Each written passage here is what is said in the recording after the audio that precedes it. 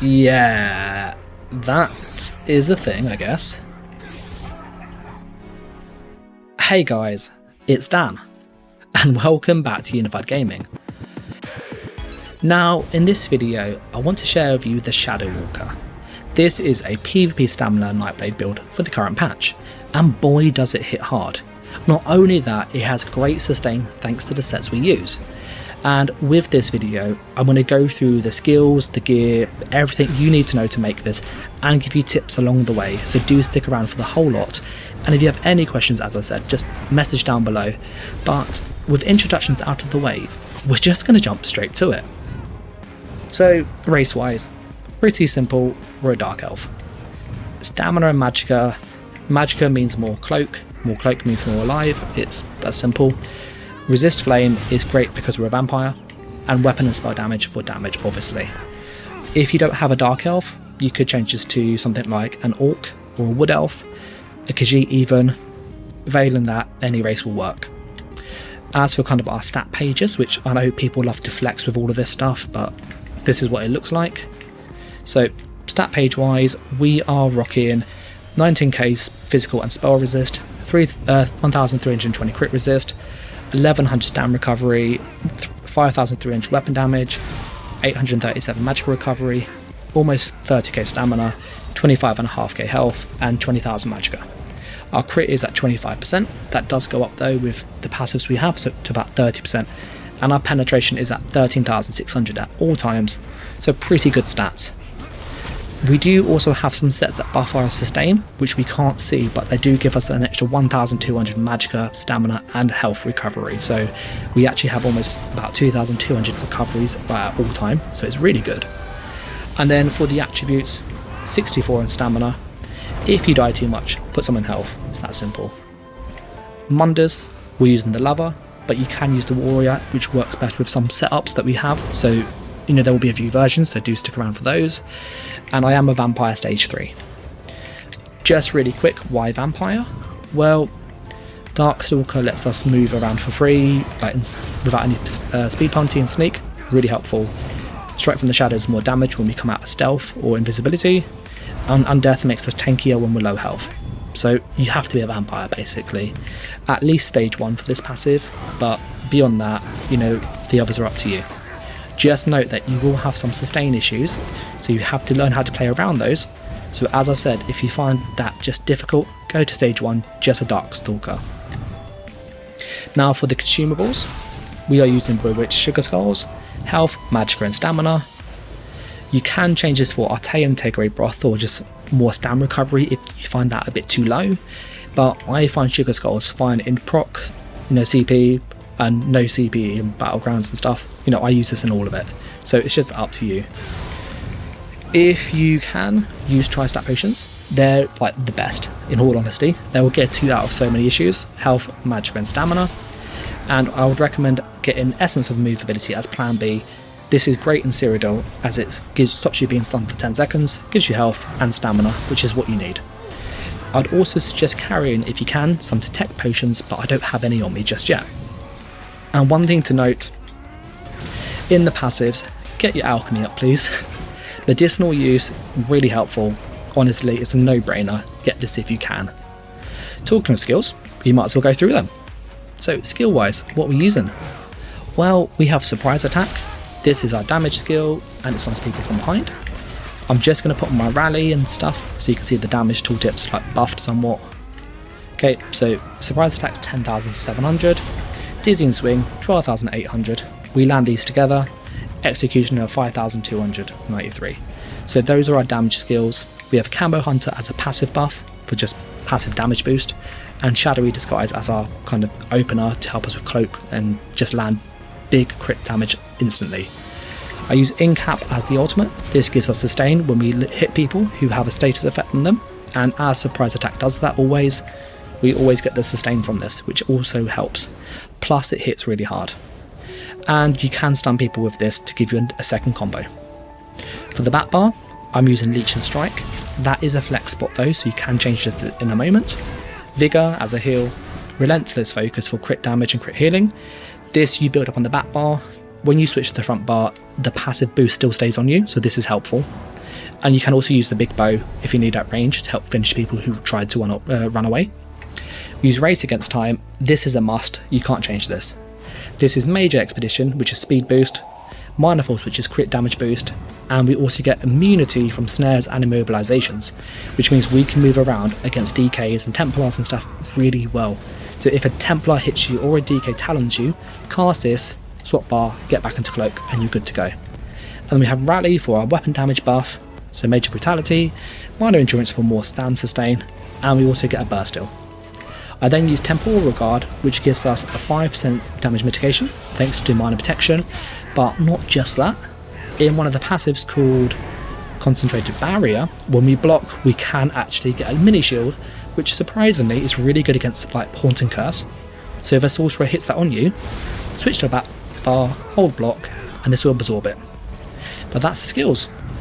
For the flex spot, you can, if you want more passive mitigation, use revealing flare and any morph of your choice, and this will give you major protection, making you even tankier, so why wouldn't you?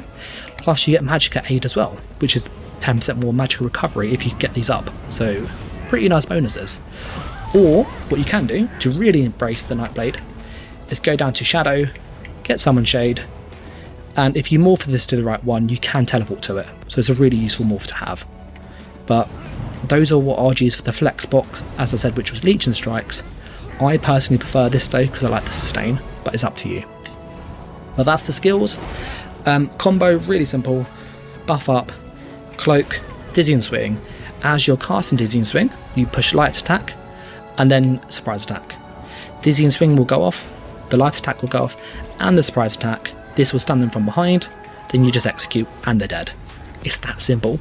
So yeah. Little tip with the executioner as well, if you execute and swap bar it lands pretty much instantly, or execute and roll dodge, same thing, so that's just a quick way to land that hit if you want.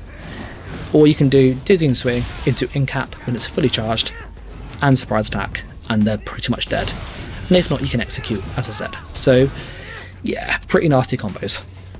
Now what are we doing CP wise? Pretty simple. For the blue ones, Backstabber, Deadly Aim, Master at Arms, Fight and Finesse. Basically damage, damage, damage, damage. If you want to stay alive though, Survival Duality buff is very good. I would recommend getting that if you want to stay alive a bit more.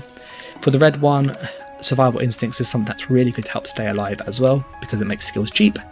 But I'm actually using Bastion. This gives us more damage against shields, that's why we use it. Also makes our concentrated barrier a bit bigger, but that's not the main thing, but it's just nice to have. Expert Evasion for just roll dodge free when we do it first time, so this is great. Slippery, which breaks us free, so when we get stunned we get a free CC break, plus a free roll dodge, which means you CC break for free, you can roll for free and then get into cloak. And I use Rejuvenation as a flex spot, so use this as you see fit. I would recommend using Hardened if you like extra mitigation when you're stunned. You could even use something like Juggernaut, which is great. You could use something like Peace of Mind. It's not as good personally. If you want a sustain one, I would honestly go Survival Instincts. But that's pretty much it. That's what I'd use for the red ones. There's nothing really good down here that you need. And for the green ones, you use what you basically want, but all you need is Sustain and Shadows for just extra sneak cost reduction. Beyond that, just get whatever you like.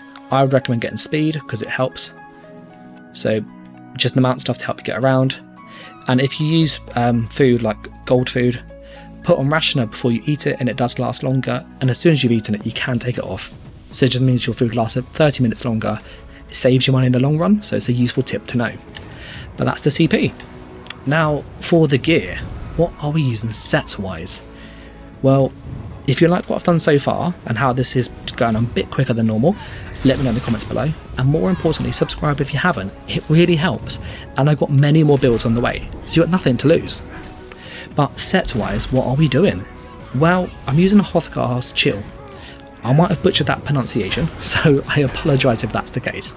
It's health, armour and penetration. I'm using a maul with infused shock damage. That's really important, by the way.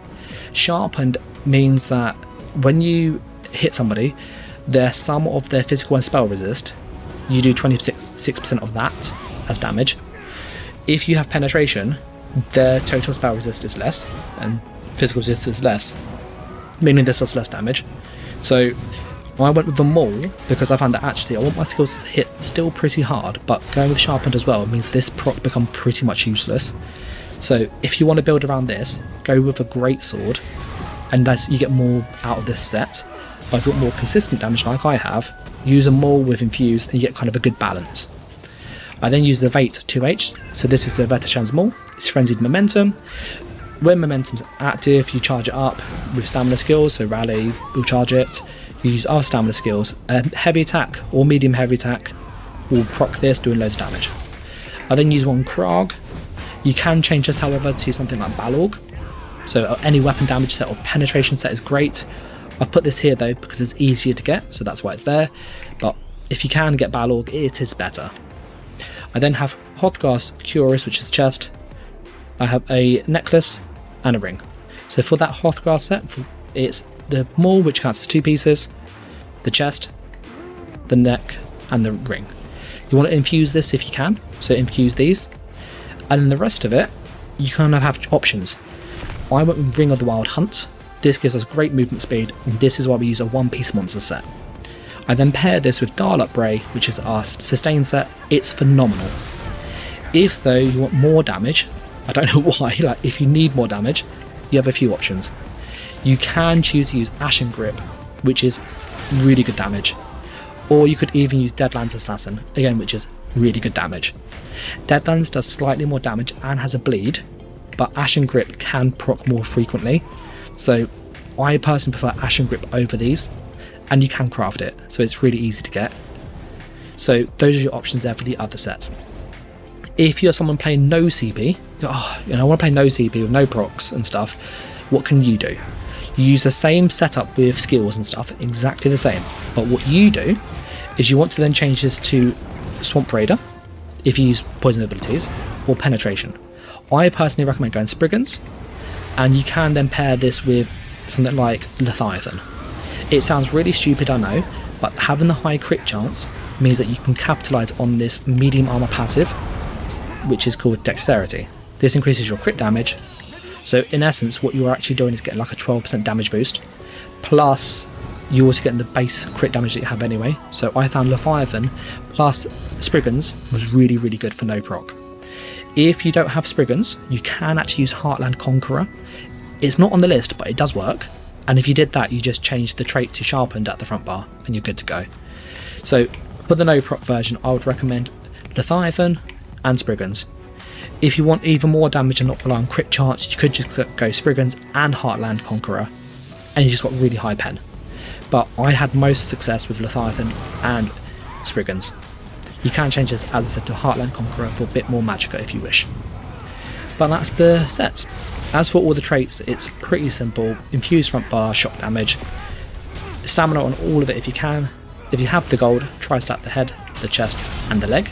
That means you get the glyph of weapon of health, magicka and stamina on all the small pieces. Ideally divines on all of it if you want max damage, but having a few well fitted really helps. I wouldn't use reinforced or any other trait, I just don't have the right items, so that's why. But that is it. Last option as well, if you don't have Wild Hunts because you don't have Greymoor, absolutely fine. What you can do then is go and use a 2-piece monster set. Balorg is probably the best, in all honesty. If, however, you go, I don't have Balorg, you can use Selene, which is really good, or even Cellatrix, which sounds daft, but this actually, when you hit them with a bleed effect, like poisons and something, this just keeps stunning them every couple seconds, so it's really useful. Or, as I said, if you don't have Balorg, I would honestly just go with like 1-piece Krog and 1-piece Kina, like just basically just 1-piece damage sets. But that's all the gear options. And that there is the build. There's a lot of information packed in this video, so what would normally be a 20-minute video is about 15 minutes, so do you go back and watch it if you have any questions, and if you're unsure, even after watching it once or twice, just leave a comment down below, I'll do my best to help. But I'm actually going to wrap this video up here and say a massive thank you to everyone who has watched this long, and more importantly those people on Patreon who support me. Their support allows me to make these videos and they get access to them early, help on Discord and stuff. So if you want all that stuff and support myself, all the details are down below. You don't have to, it's up to you. Or you can buy our merchandise as well, which is all down below too. But as I said, this is long enough as it is. So thanks for watching, guys. Take care and bye.